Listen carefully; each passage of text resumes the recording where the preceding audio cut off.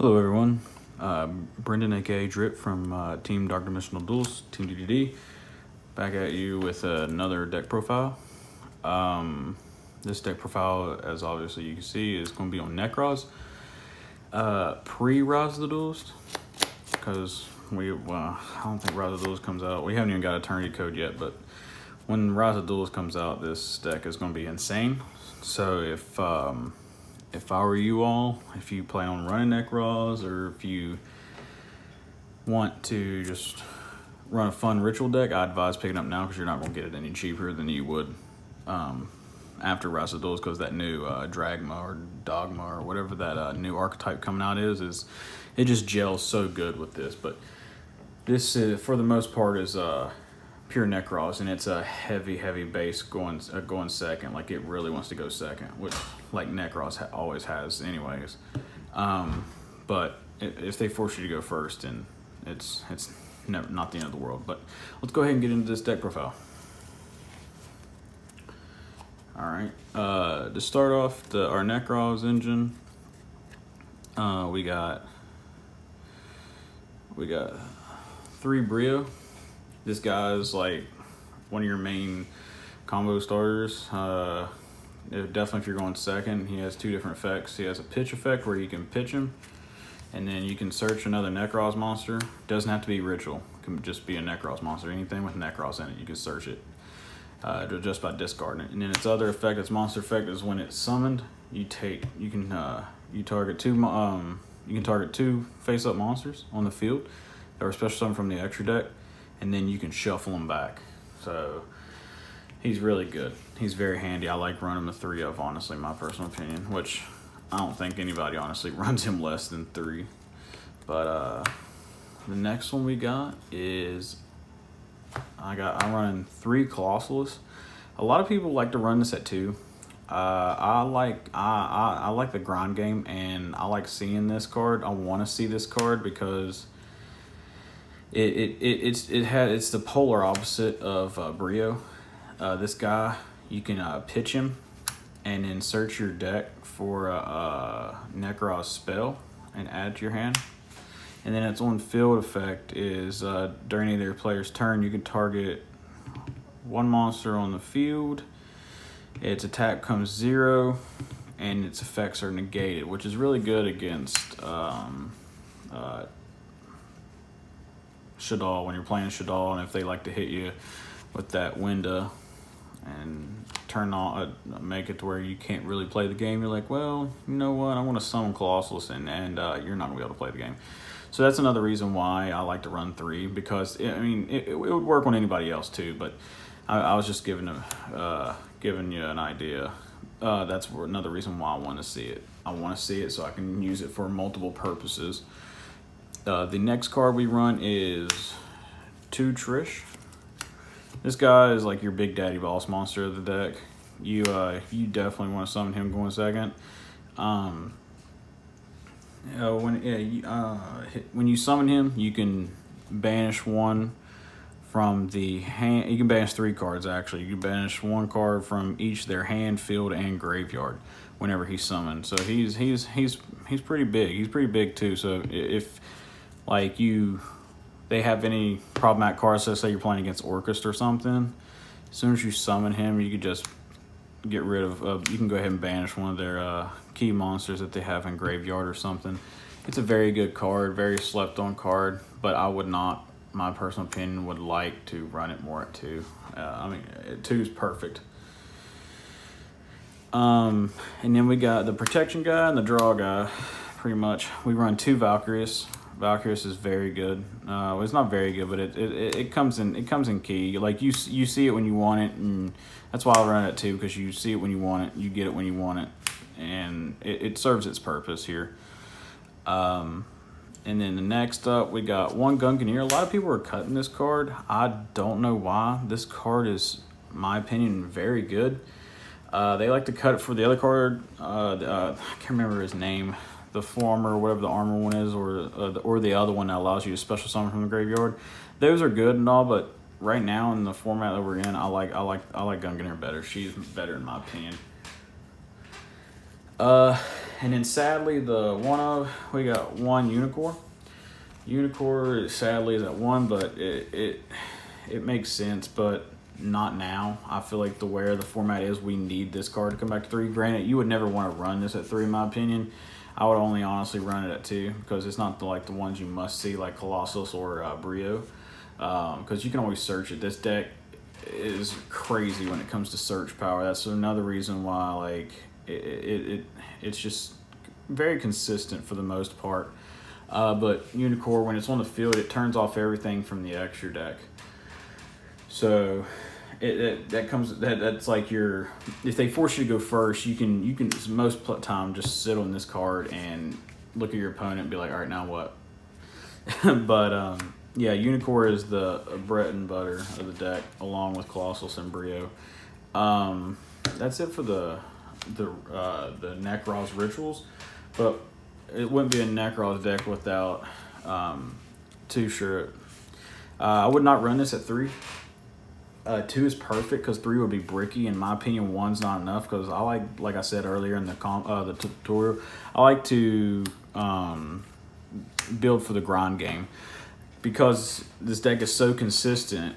I'm not going to say it's hard to brick because every deck can brick, but I feel 2 is good because you can get multiple uses out of this. You can use it from send it from your hand, and you can also banish it, and then you still have 1 more in your deck that you can draw into or search off Brio because Brio can search this card. So I feel that 2 is perfect, the perfect number ratio for it. That is it for the Nekroz monster lineup. We are running the 1 Ben 10 because it's really good. It helps us with another card that we have in our deck, and it's searchable off of the incantations, which we are running. And speaking of incantations, we are running 3 Chalice Slimes. I know a lot of people like to run this at 2, but like I said, I like building for the grind game.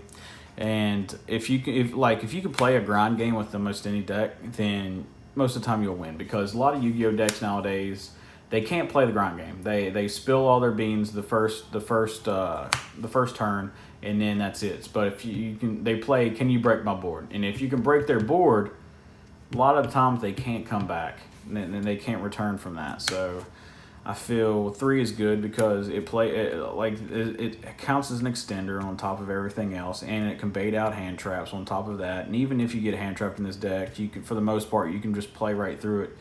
I will go ahead and say now we are not running Call by the Grave, but if you feel like you are safer with running Call by the Grave, by all means run Call by the Grave. I just feel like it. I would rather play extenders than a card that's only going to save me once. That's just my opinion. Unless I'm playing a very fragile deck and I feel like Call by the Grave is a necessity.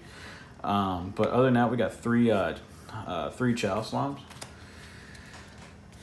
And then for our incantation lineup, we got 3 Candle. We got 3 Tiles Managers. I know what a lot of people are thinking, no Bookstone, no Pencil Plume. And I say not in this deck, you don't need it. That's just my personal opinion. You could go by on what you feel you're comfortable with or what you like to run. I feel like it's not a necessity because what they do, you can do already with the Nekroz spells and stuff. Like and on top of that, we run Preparation of Rites. So getting our stuff out of the graveyard, we can do with that card. And in everything else, the Nekroz spell cards will take care of what those 2 cards did. So I'd rather play 2 different cards than seeing those cards because I would rather see these incantations than those. Also, Chalice Slime counts for those too. And this is what I cut the Bookstone and Pencil Plume for. Is 2 Manju of 10,000 hands. Nothing. No need to explain anything here. It's Manju, for crying out loud. He searches whatever else you need. And since this deck doesn't really rely on a normal summon, it just comes in handy. But my target for the Ben 10 is a little tech card I like, Vanity's Ruler. It's searchable off of Ben 10, and not only is it searchable, it's just a blowout card. Like if you summon this on your opponent, it's pretty much, it's going to be hard for them to get around that. Definitely if you have this and Unicore, that's pretty gross, honestly, because they can't special summon, but you can still special summon. And you turned off everything from their extra deck. And Nekroz cards are honestly not that small either. They're kind of beefy once you start getting their control. And once you start gaining control of the game and locking them out of certain things, then you could pretty much win the game. So Vanity Ruler is a blowout card that is searchable, and it's crazy. And that was it for the monster lineup, guys. For the Nekroz spells, I got 2 Kaleidoscope. Kaleidoscope is, in my opinion, my favorite one.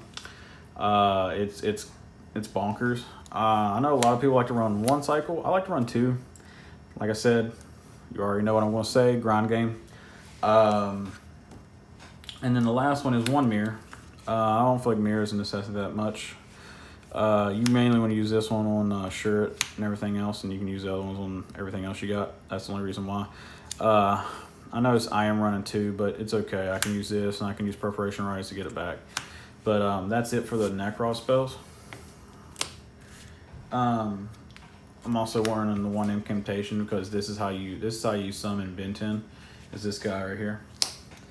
And then, sorry about that, guys. Sorry, I accidentally hit my cord. Let me readjust this thing right there. There we go. Sorry about that. And then I'm running 3 Prep Rites.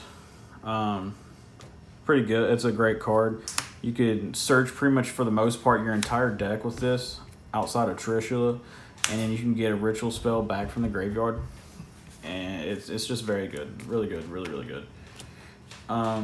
And then I am running 2 proxies, which if you've seen other deck profiles I have, I talk about this card. I have this card. I really do have this card.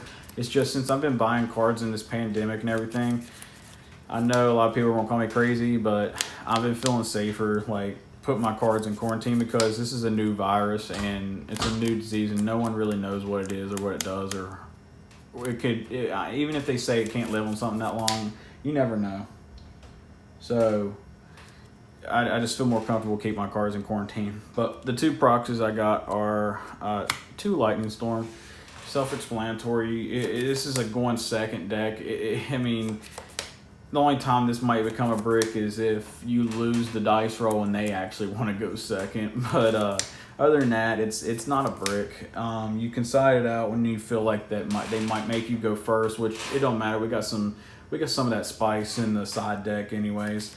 You know, if you watch a couple of my other videos, you know that I like to make a versatile side deck that I feel that everybody can run with the deck, with what all is going on in the meta and everything, what we are seeing the meta might turn out to, or what you might run into, or even rogue decks for that matter. But Lightning Storm is very good. If anything, even if it doesn't resolve, it still baits out negates that you can play through. And if you're playing against Eldritch, then you can just blow up their back row. Because if you're going second, because they like to, if you're playing against the invoked Eldritch variant, they like to set a bunch of back row and not really play Yu-Gi-Oh. So if they don't want to play Yu-Gi-Oh, they just want to try to play on your turn. Then if they're not going to play on their turn, you're just going to play Lightning Storm, and they're not going to get to play at all. So that's what I like about Lightning Storm.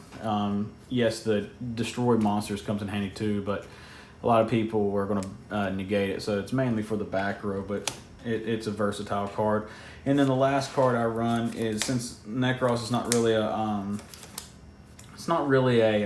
you can't really OTK with it. I mean, I'm sure people probably have found ways to do it, but my build's not. So my last 3 cards in the deck are 3 evenly matched. Just for the Emancipators and everything else, every back row deck, any deck really that just has a big field presence where it's front row, back row, don't matter though, yo. So we're just going to evenly matched and just banished everything. And this set card honestly is kind of, I mean, might be better than Lightning Storm against Eldritch, because if you hit Eldritch with evenly matched, Eldritch can't really return from that whatever they did. If they committed their back row and their front row, then evenly is going to be hard to come back from, because if they get their cards in the graveyard, they can play. They can still play. You're just going to have to OTK them or something, which sadly, they can still beat you without relying on their extra deck, so Unicorn wouldn't really do nothing. But this against Eldritch would be, it's nice because it banishes it and they won't be able to get it back because it banishes it face down too. So evenly matched against all the decks that are in the format, or rogue decks or anything, evenly matched is a very, very good card. So that's why I run that. For the extra deck is really, for the most part, it's up to you what you want to run. But the first 4 cards is my opinion necessity. Since we're going second, we run 2 Elder Inti Intis. I'm probably butchering that name, and I apologize. This card is very good because if you go second, you can just use Kaleidoscope to send this and special summon Unicorn. And when this gets used, you can pop an additional card on the field with this card's effect when it gets sent to the graveyard. So it's very good. I call that peanut butter, and then these 2 babies are jelly, because if you were to use this as a material, you can search an additional material that you need for a ritual. So if you need a ritual spell, you can, once this hits the grave, you can search it. Oh, you need a ritual monster. When this hits the grave, you can search it. It's very good. Very, very, very good. And then I run just random targets because I need the levels for Kaleidoscope. So just Cosmo Neos, Blue Eyes Ultimates for the level 12s, Thunder Dragon. Now we are running, in our side deck, we are running Super Poly. So most of them, I mean, can be used. Some of them can be Super Poly targets. I doubt where some of these will even become Super Poly targets, but these next ones I'm about to show could be potentially Super Poly targets. Predator Plant, Violet Chimera, Invoke Dazalium, Drextelia, and then this one's not a Super Poly target. I just use it because I love this card. Rest in peace. Leo Dancer. Just use it for the levels. And then 1 Trish for a level 9. And then the last card is your boss monster in your extra deck. Pretty much the only one you're ever going to summon. Actually, I'm pretty sure it's actually the only card you're ever going to summon. And that is the Sacred Flame. This card's really good. Very, very good. It requires a ritual monster to summon it, but its effect reads as follows. It requires 2+ monsters, including a ritual monster. While this card's in the extra deck zone, monsters your opponent control cannot target Nethys monsters in the main monster zone. That we don't really pay attention to that because we're not running any Nethys. But if you use 1 ritual monster, this card cannot be destroyed by battle. But if you use 2 ritual monsters, this card cannot be destroyed by card effects, also gains 1200 attack. If you use 3 ritual monsters, neither player can target this card with card effects, and also it gains 1200 attack. But what's crazy is if you use 3 ritual monsters, you get to use all 3 of the effects. So it can't be destroyed by battle, it can't be destroyed by card effects, and it also can't be targeted. And it gains 1200 attack. It comes really huge. It gains additional 2400, so it becomes a 4800 that can be destroyed by battle, can be targeted, or destroyed by card effects. So literally, they would have to have a Dingirsu or Golden Lord to pretty much get rid of this, honestly. And it gets pretty big. But other than that, that's it for the extra deck. Now the side deck is it's kind of crazy, but it's very, very good in my opinion. The side decks are in different sleeves. I apologize, I'm still waiting on more blue sleeves.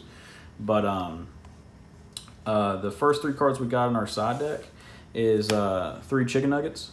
The Chicken Nugget, you don't use your normal summon, so it's perfect. And I will go ahead and say we don't run Nibiru. Nibiru is looking to be a bad card in this format.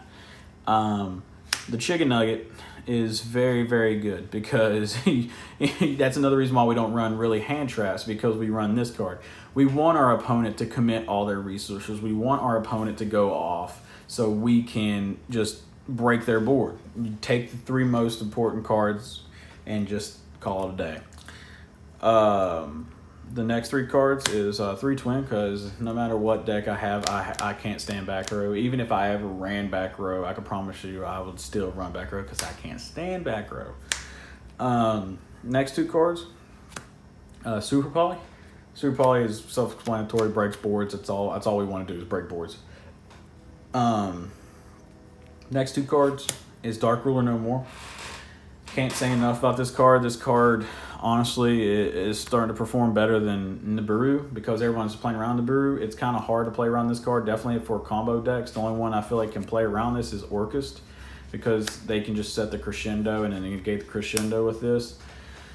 But other than that, most decks don't have an out to it. So it's just self-explanatory. The next two cards in our side deck, it gets crazy. It gets crazy, people. It gets very crazy up in here. The next two cards in our side deck is the card that Konami never wants to ban for some odd reason, and that is 2 Mystic Mine. You can side this in against a combo deck, and when you know you're playing against a combo deck, and since you're not playing this on them turn 1, they won't expect it. So you just drop Mystic Mine on them, and if they don't main deck Twin Twister or Cosmic Cyclone or anything like that, they're just not going to have an out to it, and it's an auto win. It's really gross. So I don't know why Konami will not ban this card, but I don't know. It's whatever. And then the one-ofs, we run 1 Terraforming, and then the 3rd Lightning Storm. And just like the Mystic Mine, the last card in our side deck is super spicy. It's like Ghost Pepper spicy. The last one we're running, since we're running the Chicken Nugget, we're running the Super Mega Ultra Chicken. Winged Dragon Raw. People are like, what the heck? Why are you probably running this card? Well, if we're running Sphere Mode, we might as well if we run the Chicken Nugget, we might as well run the Super Mega Ultra Chicken itself. Because if they don't have a way to do anything, they're gonna be like, oh, he's playing Nekroz. He won't be able to OTK me. I can just play this out, and he can beat me down a little bit, and I'll draw into my extenders and just recreate my board. I don't think so, because if you don't find a way to get rid of the Chicken Nugget, when the turn comes back to me, I'm gonna get the Nugget back, and I'm gonna tribute the Nugget and special summon this from deck, and then I'm gonna end up OTKing you. So that's that. So don't sleep on it. If you're running the Chicken Nugget, then you might as well run the Super Mega Ultra Chicken. But that is the deck in a whole. Main deck, side deck, and extra deck. I feel the deck is pretty good in my opinion. I like my ratios. I like the way everything plays. I like the way it flows. I just want to break boards, gain control of the game, and just run my opponent out of resources. But other than that, guys, that is the deck profile. If you would, please leave a like, comment, and subscribe for future videos. And you guys stay safe out there with everything that's going on out there. You all have a great day.